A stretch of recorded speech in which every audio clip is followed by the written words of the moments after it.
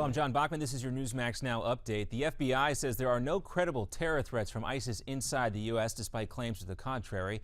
However, they are trying to identify Islamic State sympathizers here. The Pentagon also released new video today of airstrikes against ISIS rebels in Iraq.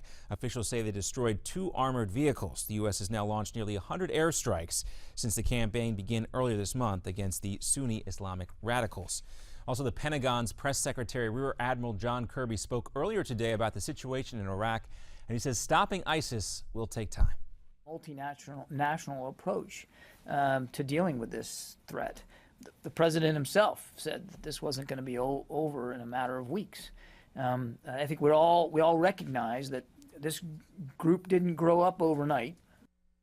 Well, as you heard Kirby say there, stopping ISIS, which now controls key areas of northern Iraq and Syria, will require an international effort. Meanwhile, Defense Secretary Chuck Hagel painted a chilling and dangerous picture of the threat ISIS poses to U.S. interests in Iraq. Hagel says Sunni extremists are an imminent threat to American interests in the Middle East. The Defense Secretary says the Islamic radicals are, quote, beyond anything we've seen before. And also, this is new. Sunni negotiators have just announced that they are pulling out of talks with the new Iraqi government leadership. The move follows today's attack on a Sunni mosque 75 miles outside of Baghdad that killed at least 64 people. This attack is a major setback for the Prime Minister-designate Haider al-Abadi, who is trying to unify Iraq and take on ISIS.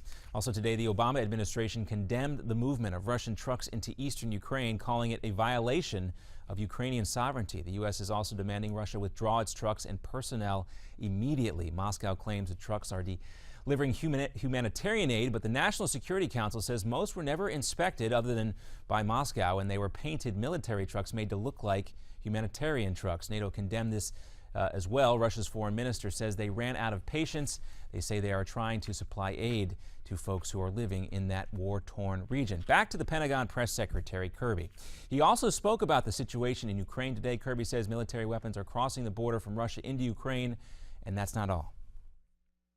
We have seen a consistent increase in the last week or so. Haven't exactly seen troops moving away. They have certainly added and reinforced those troops.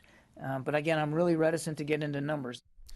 Kirby added that Russian forces there are heavily armed and ready to engage. Moving on now, Israeli rescue officials say a 4-year-old boy was killed in a mortar attack near the border with the Gaza Strip today. Also in Gaza, gunmen killed 18 people suspected of spying for Israel today. That includes 7 who were lined up behind a mosque and shot after midday prayers. I'm John Bachman. More news ahead in 30 seconds. Now back to the Steve Malzberg Show with Ben Swan.